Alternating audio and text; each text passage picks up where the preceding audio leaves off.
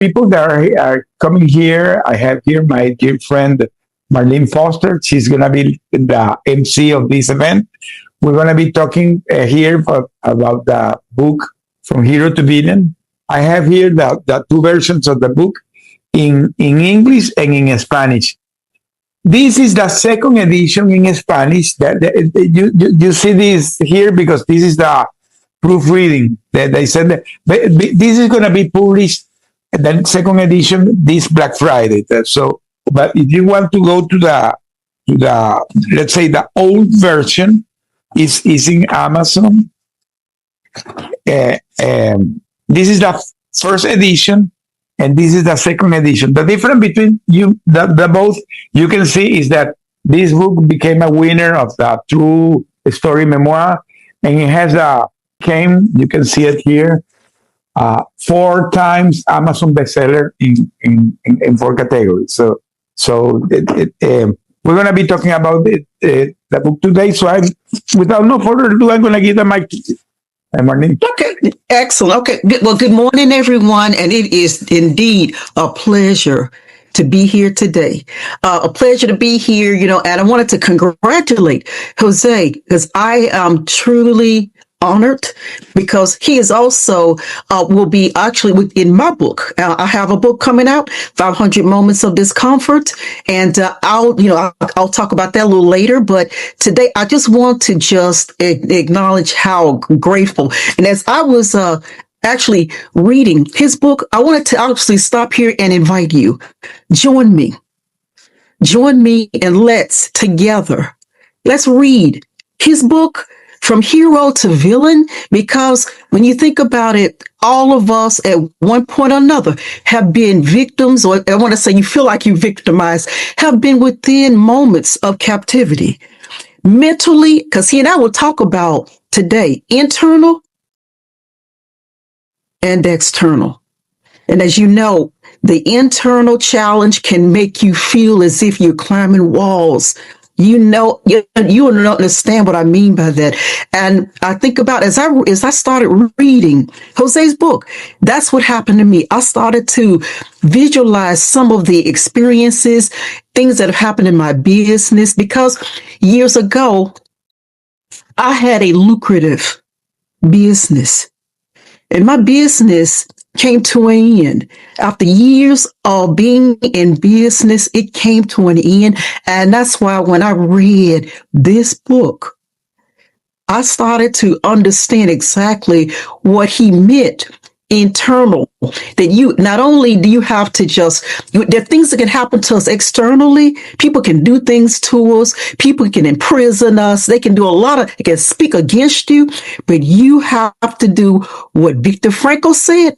Understand what I'm saying, Jose? We have to do what? Stay strong. And that's what Jose did. And that's what he wants to reveal to you today. And I'm asking you to join me. Let's read his book. Join me on Thursday and you will hear the book review. I'm going to write a book review on the book once it's read, and I want you to also come on board and within this challenge, read his book. Write a book review.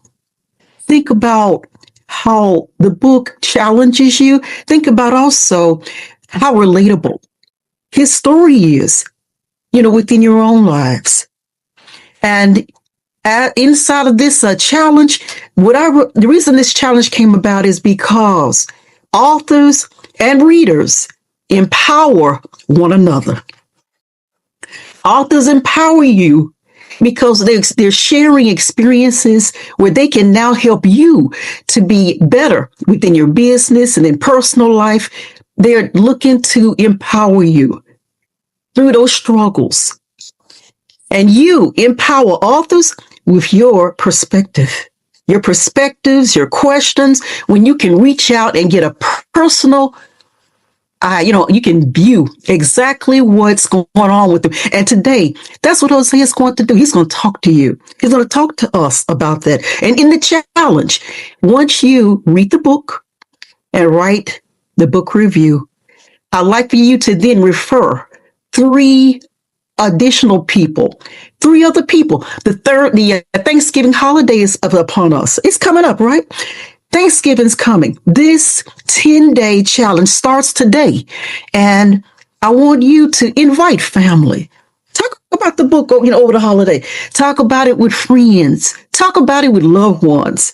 But refer, tell them that you really would like for them to read the book, because the winners receive a free copy of the book, and the book will be signed by Jose, and it will have your name in it. Your name will be in the book, and I will most definitely, I'm going to set it up where you can be seen. You can be seen as he writes and signs the book for you. And he's going to say something personal to you, and he's going to have your name in it. So I want to just encourage you, get excited, because, and also there will be no losers. Everybody's going to win here today. I'm going to tell you why. Because those of you who don't win the free book, you will also be, I'll talk about you in my newsletter. And Jose has a newsletter he's been talking about. He's going to also talk about you there. We're going to talk about you and about maybe if you want to even share your journey. But there won't be any losers in this challenge. No, and something else, I'm gonna do an extra bonus. The three persons that get in the first place to the channel, I'm gonna. And if you are thinking to write a book, already have write a book, or maybe have an idea to write a book, I'm gonna invite you to come to my podcast to talk about, if you have the book, to promote your book. If you don't have the book, to give your idea, and if you're in the process, talk about it. I'm gonna ask the three persons to come to my show, and I'm gonna do the three person I interview, and I'm gonna put in my podcast. My podcast today in YouTube, in my YouTube channel, I have 25,000 subscribers, and my YouTube channel is heading to the 1 million views this year. So there has a lot of visibility in my YouTube. I'm going to put it in YouTube. I'm going to give that as an extra bonus to the person, the three person that win this challenge that Marlene is beginning today. Wonderful. Absolutely. And I wanted to say to you that, and that's why I'm looking for you also within the challenge. Please refer authors. Refer authors. Like as Jose was saying, authors who are aspiring authors. If you are if you're writing your book, if you've already written a new book, or if an author who just would love to have, have your seat, have your podcast where I'm speaking to you about your book. And also those of you who would also want to reach out to Jose, as he's invited you. So we're both inviting you to empower your expertise, your experiences from your books. Time out, guys, just to write a book and let it collect dust. I'm talking about let's put it out here. Let's even empower your expertise through your writing. That's what we're looking to do. And I wanted to just start here and just ask Jose, with your book, how would you say your book has actually empowered your expertise? Well, let's start. Let's do a step back first to the audience, because maybe the audience doesn't know about the story, or maybe have heard about the story, or I want to put the context. Okay. My story is based on my 5 years of captivity that happened November 21, 2017. That means that in 3 days, it's going to be 8 years. It's going to be my eighth anniversary. And I was telling Marlene that a day as of today, November 18, 2017, 8 years ago, exactly 8 years ago, is 8 a.m. I'm today. You can read it in the book.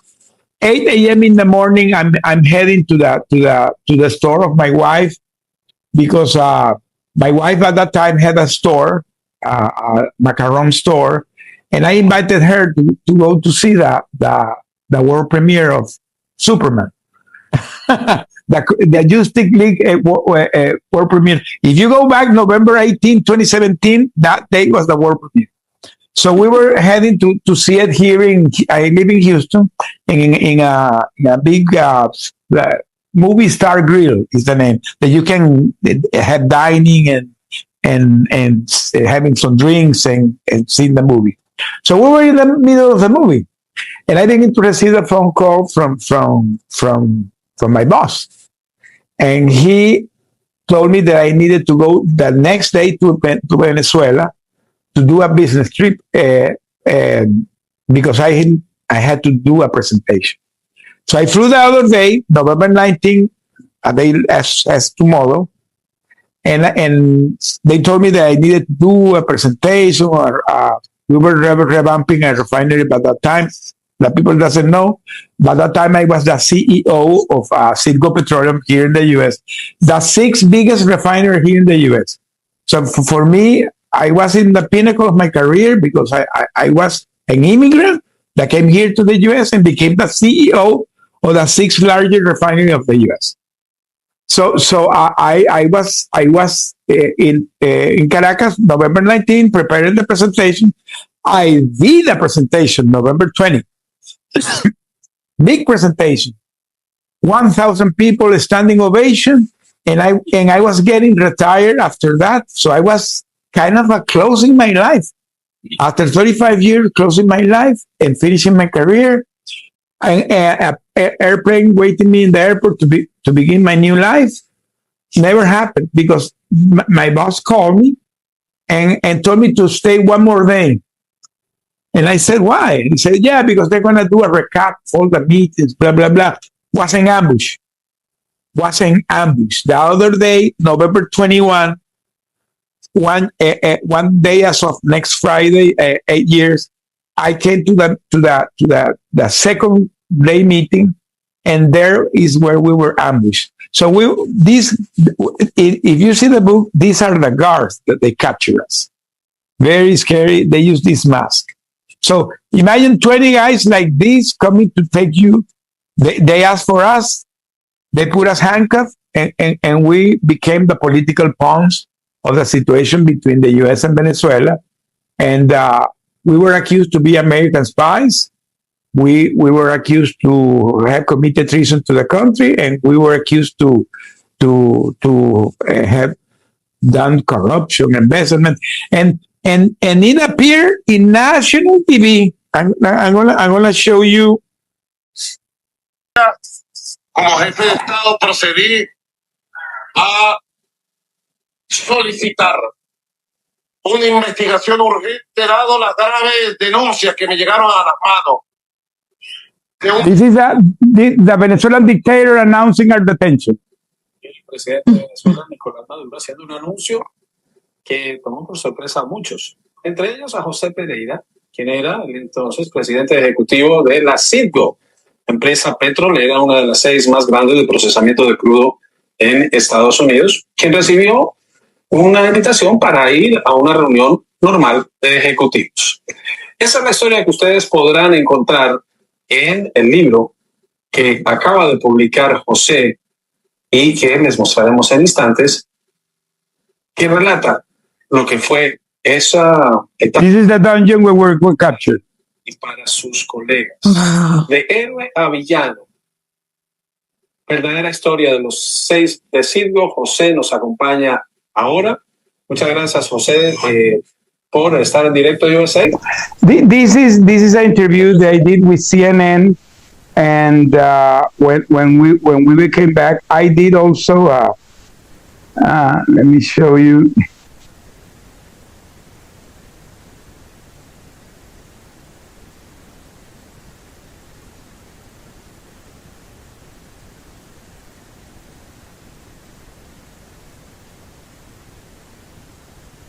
Let me see if this. Okay, no problem. Okay, so we were captured within 5 years. That's the point. We were captured. We were thrown in this dungeon. So you can see what you see here This is the dungeon where we stayed. It's called the Helicoide. It's the most infamous dungeon of all Latin America. Thousands of political prisoners are there. Thousands. But that time were like 400. Today are around 2,000 political prisoners. So that was not a normal prison. It was not a normal prison. It was a prison for the political prisoners.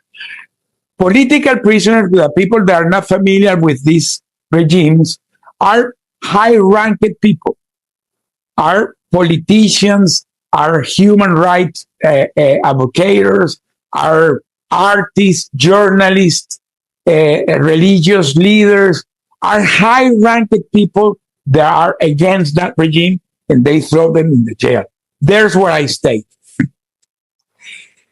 So it's not a normal prison. They don't treat you like a normal prison because the intention is that you're going to be there and they want to break you. Everything is done to break you. You're not there to stay in a prison. This is a center of torture, psychological and physical torture, because they want to break you because you are your enemy. So that's why my book became this name, From Hero to Villain, because I was in the middle of a presentation, standing ovation as the hero, and 5 minutes after, I was in a dungeon for the rest of my life because I was supposed to be there for the rest of my life. You have to picture this. We were accused to be a spy in a communist regime. So we will stay there forever. I would not be, I'm here as a mirror. So answering your question, Marlene, how this transformed me, this is a before and after in my life. Because in my previous life, in my before, I was a successful oil and gas executive, 35 years career, very successful, always climbing the corporate ladder. I was in the pinnacle of my career as the CEO of the 6th biggest company, oil and gas company here in the U.S., with all the toys that come with that position. You know, I had a car with a private driver. I have a private jet. I had my house. I had eating from a restaurant on a daily basis. They brought the food from a restaurant to my office. So I had everything. And in a minute, I lost everything. So how you can survive something like this? And this is something that it comes with the answer that is the human nature. The human being had something, because remember, we're creatures of God. We're done as the image of God. So we have it inside us. We have that inner force. Everybody has that inner force. Everybody has the fortitude. The thing is that you don't know it. You don't know that you have it. You don't know it. And when you're in that situation, that is an extreme situation, I think that is the most extreme situation beside dying. It's literally like dying, because you have only two choices: or you survive or you die. There's nothing in between. Or you survive or you die. So it becomes like a personal decision. How you do this? Well, this comes with in my book, I mention how this transformation came in my life. Because I'm going to say here thing. It was not day one. Day one, I was totally broken. We were 6 guys. I was not alone because I flew to Venezuela to do the presentation with my 5 vice presidents. So we were 6 guys. That's why they put us the name of the Citgo 6. So the Citgo 6 come because that was the name the press put on us, because we were 6 guys that worked for Citgo Petroleum. So the press was more easy to them call us the Citgo 6. So here everybody knows us as the Citgo 6. And that's what that was one of the reasons why I decided to write the book, because everybody was talking about 606, 606, 606, 606. There was no faces.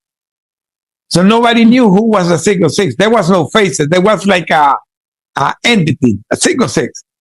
But there were six real stories, six families that were impacted by this. Six families totally impacted. And my family was one of them. So I decided to say, okay, I want to put my face. I want the people to know who I am. So that people can say, okay, this guy, Jose Pereira, was one of the 606. Okay, that is the different story. So now I'm going to show you. So that interview that you saw, I did it like 1 year ago. And one week ago, place an international I did this one. drone strikes carried out near Venezuela in recent months. Well, those attacks on Venezuelan boats are part of increased. This is what's happening today with Venezuela. Fox 26's Tom Biscuit said one man who was a hostage of Venezuela, one of the infamous Citgo Six, is chairing the U.S.'s attention on the country. Washington's Houston-based Citgo executives, including former company president Jose Pereira, were called to Caracas in November 2017 to make a presentation. At the time, the U.S. was also talking to Venezuelan activists, and the Citgo Six, those executives, were captured and held for almost 5 years. And I was going back to the airport. In that moment, the guards came and they captured us there. We were accused to be American spy. We were accused to have committed treason to the country, embezzlement, corruption, a lot of things. And for me, it was like, what's going on here? So for me, it was a total surprise.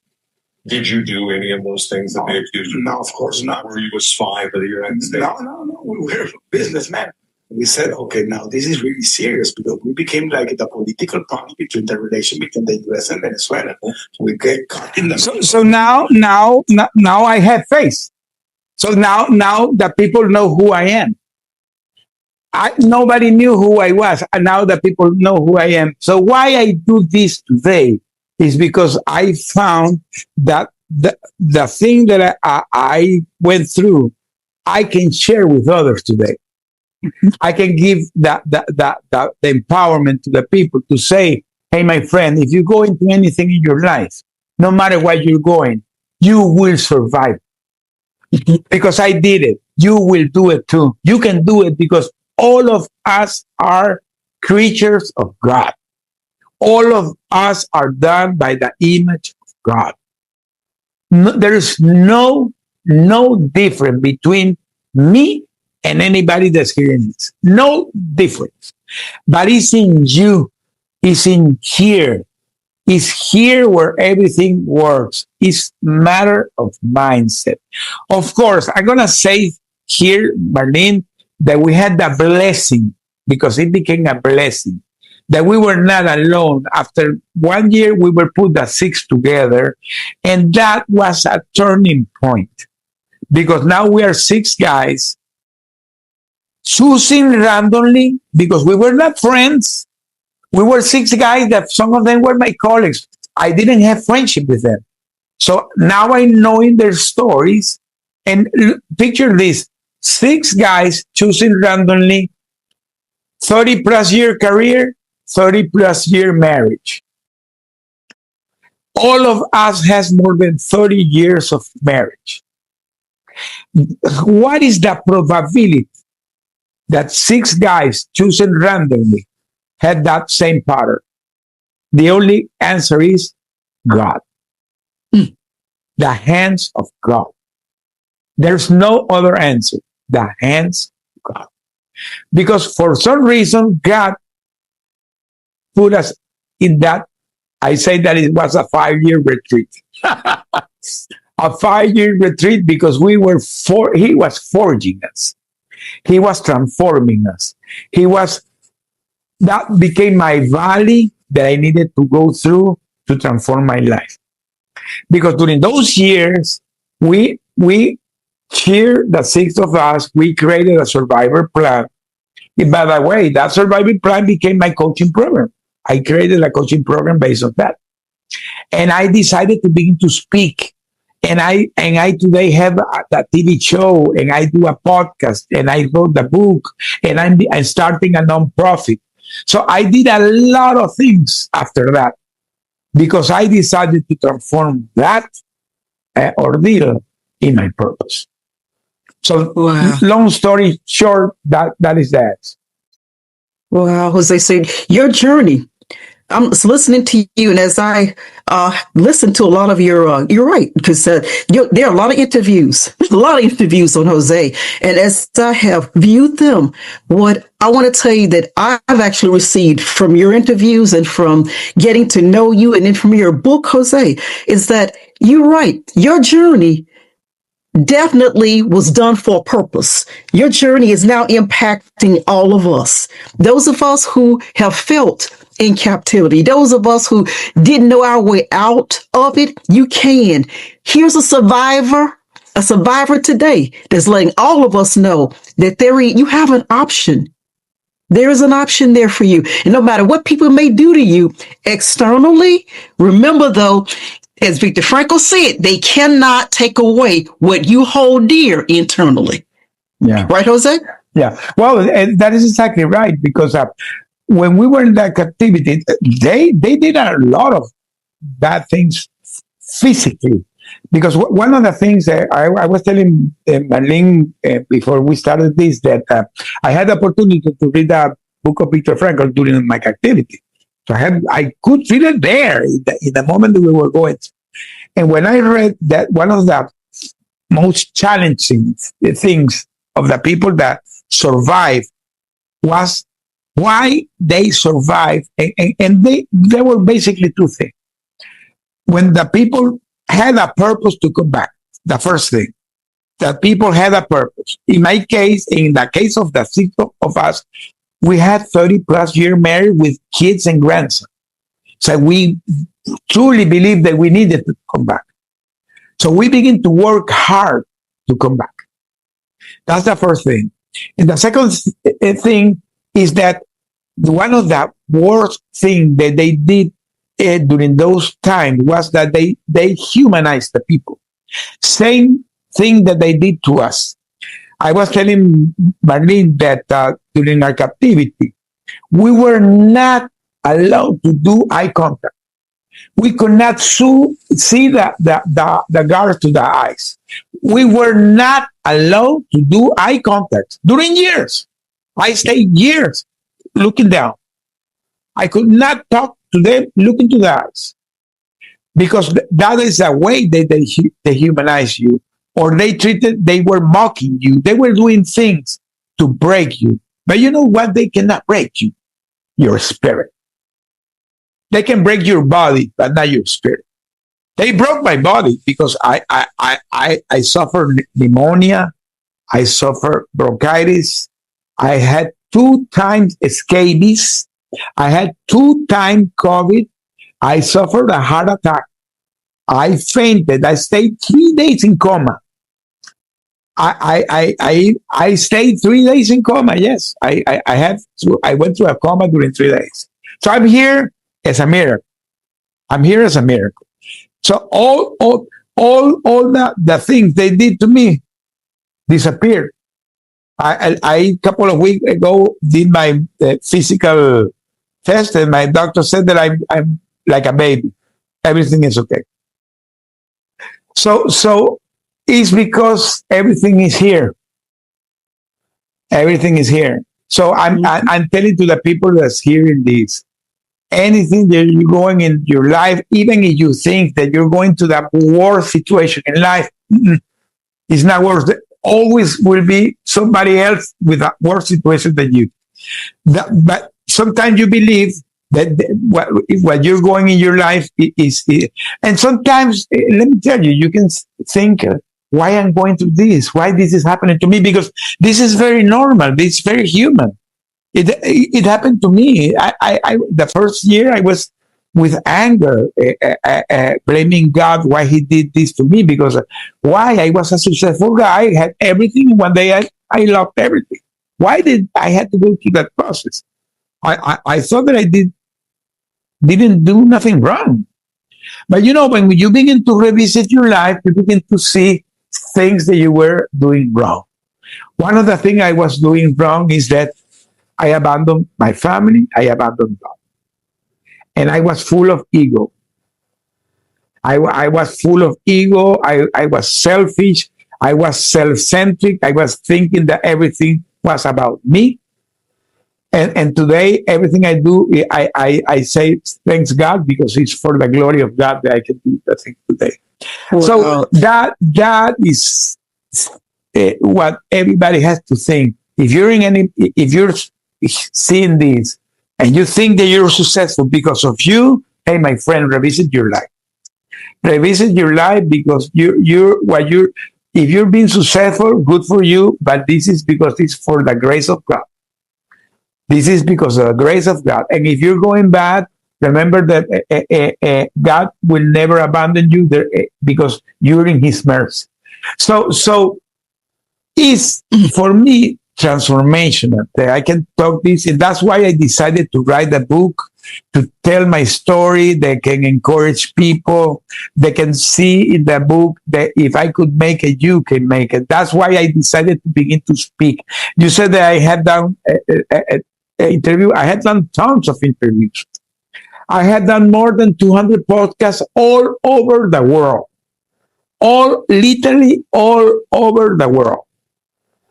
I have been interviewing Australia, New Zealand, Japan, China, whatever, Australia, whatever you can imagine. I have been interviewed. But I don't do it because I want to get interviewed. I do it because I found that I need to spread this message. Mm-hmm. This became kind of my ministry. Mm-hmm. Spreading the message that I can help others. And let me tell you something to the people that are hearing this. I had a consciousness that I did decide this because I found that there was a calling, and I'm fulfilling that calling and being obedient on that. Even that is surprising me, Marlene, because let me tell you, this book that you're seeing here, as I said, I wrote it in English and then translated to Spanish. Now it's in English and in Spanish. But a couple of months ago, I got the surprise that I have a friend that is a pastor in Bangladesh. I want to show you the photos. So his name is Rashal Ran. Pastor Rashal, he one day talking with him, he told me, Jose, my wife could read your book, and she was in tears saying, oh, it will be beautiful if the people in Bangladesh could read the book. So one day he came to me and said, Jose, my wife told me, why don't we translate the book in Bengali? And he came back 1 month after, and he translated the book in Bengali. So let me try to show you the how the book got it. Give me a few seconds.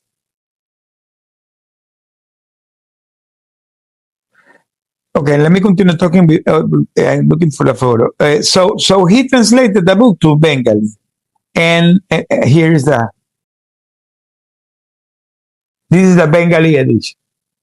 Mm-hmm. Okay. Yes. The Bengali edition. Uh-huh. He translated in Bengali, and I put it in Amazon in Bengali, and Amazon came back to me and said that Bengali was not a supported language, so they took it out from Amazon, and I began to fight with Amazon. And I came back to the pastor and said, "Hey, they took out from Amazon, so we cannot publish it." I said, "No, we're going to publish it no matter what," and they publish it in Bangladesh. Today, 100,000 people had read the book in Bangladesh. 100,000 people.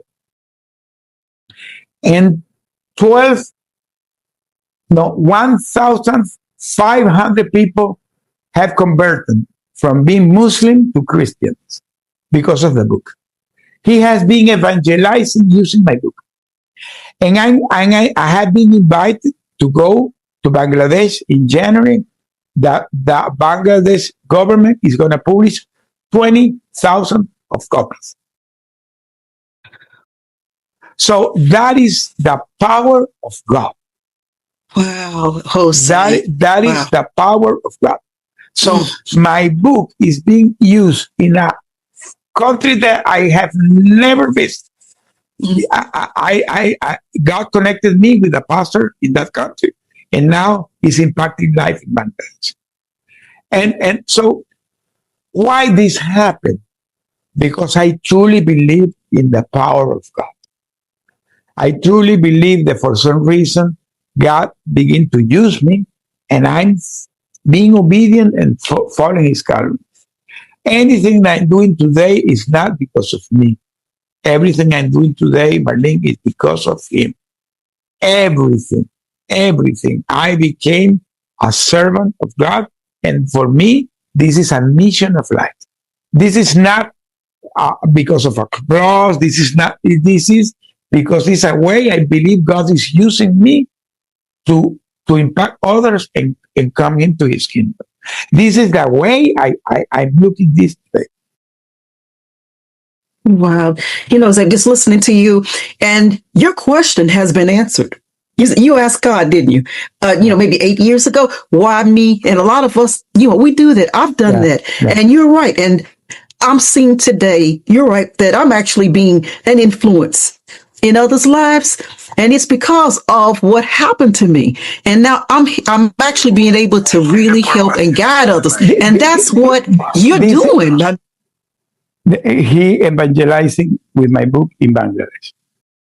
Wow. This is a school book.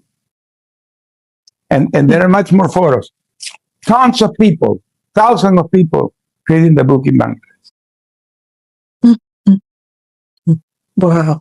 And you see there, and look at you, like you said, the content, what's happening right now, with your book, we see, with your representation, Jose, did you ever think, did you ever in your lifetime ever feel you would be where you are today? No. Did you? I didn't, never imagine this, never.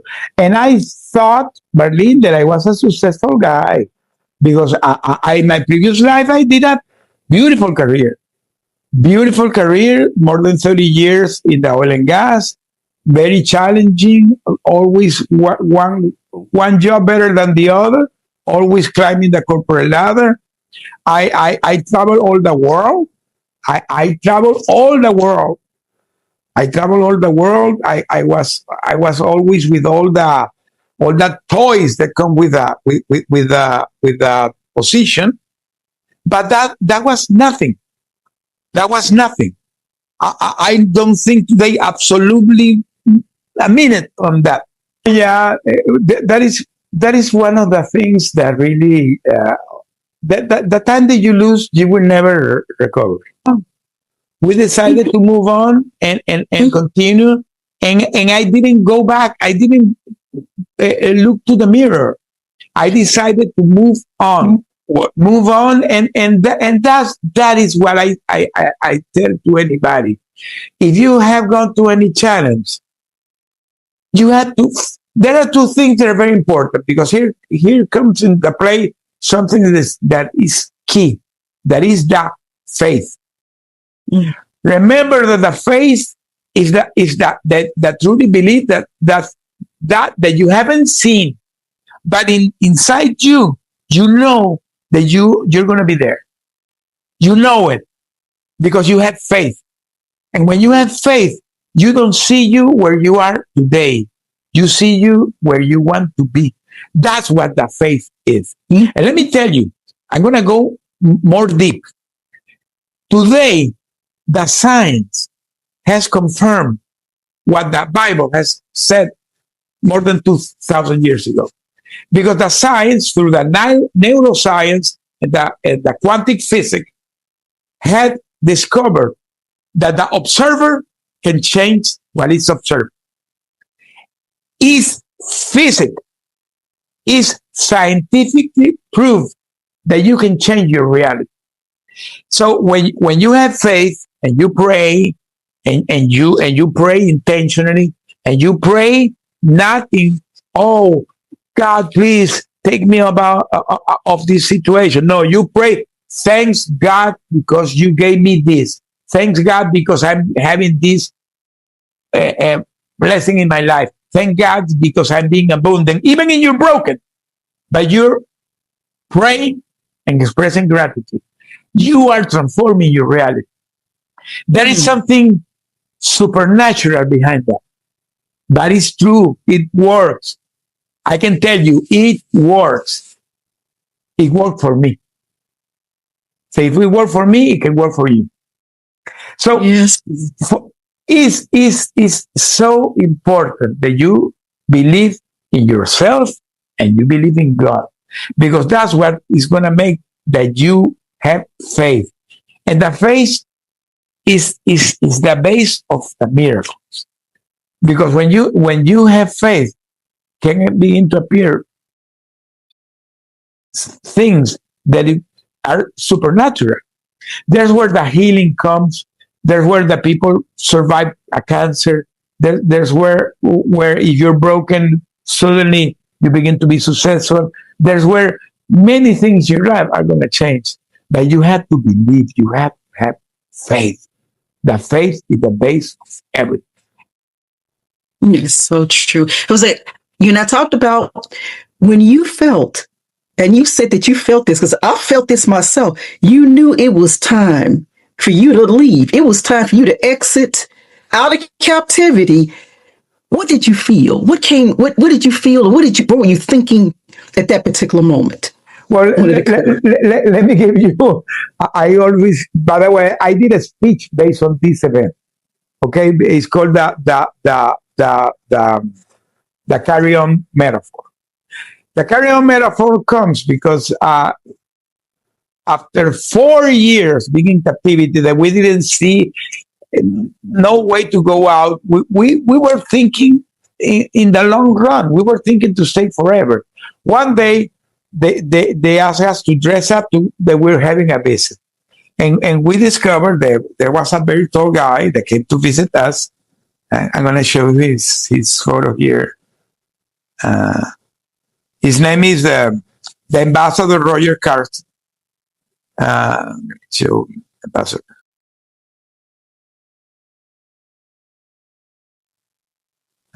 Where I have an ambassador. Oh, I don't have him. Well, the Ambassador Roger Carson. Here he is. This is the Ambassador Roger Carson. This is me and my wife with him. Okay, this guy he was appointed by Trump to the special presidential office for Jose Pereira, and he was ratified by Biden. So he served 2 terms with the Republicans and with the Democrats. So he visited us in October 2021, 1 year before we got released, and that we had a visit with him. He did a visit in the prison with us. I have a photo that we took during those years. So when he visited us, we had the opportunity to talk with him, and he told us that he was, fighting really hard to bring us back. And when I finished the visit with him, it was like a 2-hour visit, and I told him, Ambassador, we're gone. I don't know when, but we're gone. And the day after, they gave me a phone call. I could have the phone call, and I had the opportunity to talk with my wife. My wife was here in the U.S. I was captured in Venezuela. So I called her, and there was a guy that was taking care of my logistics in Venezuela, was bringing me food, clothes, a thing that I needed. So I told my wife, tell this guy to bring me a carry-on. And she asked me why the carry-on. And I said, because I'm going to be gone. And when I want to come with the carry-on. So when she, and I told her that not only bring me the carry-on, I asked that put some clothes inside the carry-on. So now I had a carry-on with a closet for almost 1 week. Every morning, I talked to the carry-on. And I told the carry-on, be ready, my friend, that we're gone. Every morning when I wake up, I saw the carry-on and said, be ready, we're gone. It took me one year. It took me 1 year. But one day they opened the door and I came with the carry-on. The carry-on was with me. So what is the metaphor behind this? Sometimes you have in your shoulders a heavy baggage. That heavy baggage is your burdens. You have to give it to God. But that carry-on, and I came with the carry-on. The carry-on was with me. So what is the metaphor behind this? Sometimes you have in your shoulders a heavy baggage. That heavy baggage is your burdens. You have to give it to God. But that carry-on are your dreams. You have to carry your dream. That's what you have to carry with you, your dreams. That carry-on for me became my anchor. It became my dream of freedom. So in your life, go always with that carry-on that are your dreams. Pursue them and give that heavy baggage to God. So that is the metaphor behind that. And I could come back. That repetition on a daily basis, talking to the carry-on, began to be my anchor. And it boosted my faith. It boosted so much that at some point I was talking with my wife and I felt her depressed. I began to coach her. I began to coach my wife, telling, hey, why you're depressed? Oh, because I don't know when this is going to finish. I'm gone. I'm gone. I don't know when, but I'm gone. I was convinced I was gone. It's because of that. You have to believe in yourself and believe in God. And leave it to Him. Leave it to Him. All those burdens, leave it to God. Leave it to Him. And pursue your dreams. That's it. Absolutely. And Jose, remember, also tell us what you did in captivity that led to your book today, writing your book. You talked to me about this. What led to it? Was it a journal that you did, or what was it that led to your book? And you started to actually writing the book. Yeah, you know how the idea of the book came out. There are several stages. The first thing is that after 1 year of captivity, that we were in solitary confinement, we were put the six together, and because the situation in Venezuela was really bad, I was starving, I was having hunger, I lost 100 pounds, my health was totally deteriorated. As I said, I suffered all this illness, so I was literally dying. So these guys, they didn't take care of that, of course, because they were trying to force the U.S. to take a decision to relieve some sanction and thing that they had, and they were using us as a pawn of the situation. So, but there flew a commission of the UN, because by that time the ambassador of Venezuela was recalled and the ambassador of the U.S. recalled. No ambassadors, so there was no way to connect. So the UN flew to Venezuela and they visited us, and they went to talk with Maduro and said, these guys are going to die. You had to feed them and give them medicine. So this guy allowed our family to begin to provide food. So my wife took that decision to my eldest son. He moved to Colombia. Colombia is in the border of Venezuela. My eldest son moved with his family to Colombia. And from Colombia, he began to send food to Venezuela. And that guy that took care of my logistics, his wife began to cook me. So they began to deliver me food every 3 days. Every Tuesday, every Thursday, and every Saturday. 3 days in the week. I received food for all those days. When I was returning the trash cans for the new food, I had to return the trash can to the guy because they recycled the cans. There was no cans in Venezuela. So they were recycling the cans. Inside the cans, I did like a double bottle. I put the cans like this. And inside the cans, I begin to smuggle letters. I asked this guy to bring me a pen. And I begin to, because I was reading books by that time, I begin to take the white pages of the books. I rip it down and I begin to write letters with that. I read tons of books. At some point, he began to send me, brought me paper so I could begin to write letters. So that's the way I began to communicate with my wife, writing her letters, and she began to write me letters too. So the way it worked is that the guy that did the logistics, he took a photo of the letter, he put it in the WhatsApp and sent it to my wife. My wife printed the letters, then she wrote the letters, she replied, did a photo, sent to him, he printed and put it in the can. So we were doing that in a daily, every 3 days we were doing that. That became my anchor too, because it was not only the food. The food represented the love of my family, but the letter was that real, the most impactful thing. When I was receiving the food, the first thing I was looking was where is the letter inside, looking for the letter, and those letters begin to be like a routine with my wife, exchanging with her what we were writing, everything, what I was feeling, what was going on. She was talking to me about what was going on here with the kid. She was giving me an update of the negotiation to a release. At some point, I was very well informed. But what happened that when I came back, I found that my wife had compiled all those letters.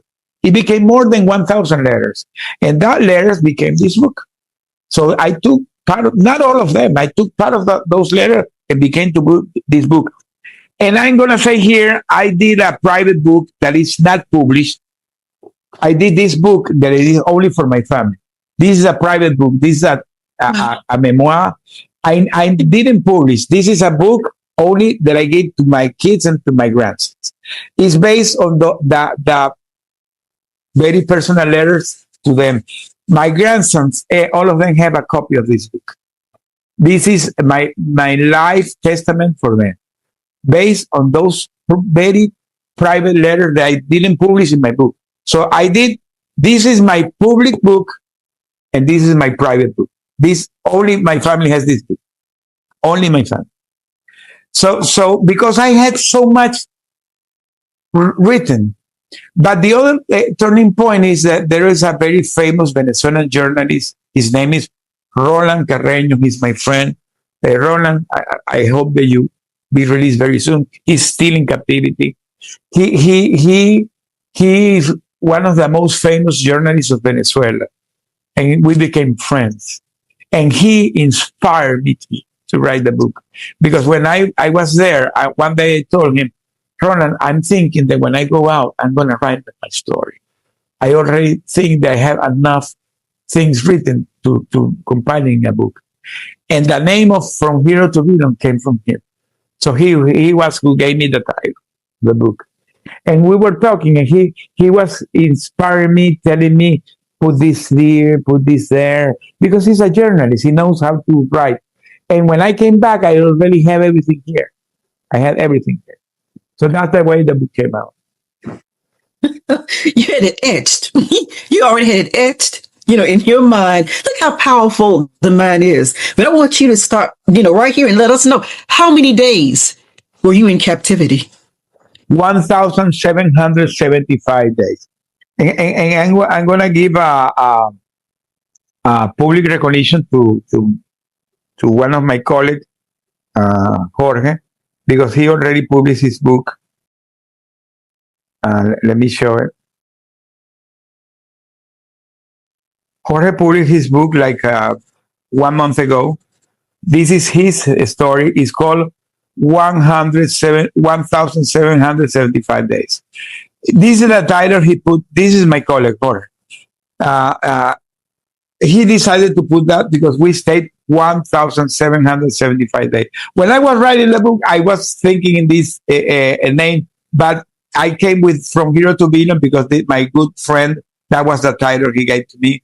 And let me tell you, if you see my letters that I was reading in Venezuela, at some point I already was convinced that I was writing the book. And the secret code that we put to my book with my wife was H2V. H was hero to the villain. So every time I was telling H to V, that became the project. H to V. That was that secret code that we put to the book. H to V. So I was convinced that I was going to write it. So it came to me, my friend, everything is here. Everything is here. Wow. And I just want to stop right here. Jose, just say to everyone, now you see why we all need to read Jose's book. Like I said, I've already started and I'm inviting you, come join me and let's do it together. And you know what? And let's look at how relatable he is in all of our lives, and and how impactful his story is, and how we can now refer and tell someone else about him, and get three individuals that you can refer over the holiday. You sitting around, you eating turkey and pasta, and you're eating all type of desserts.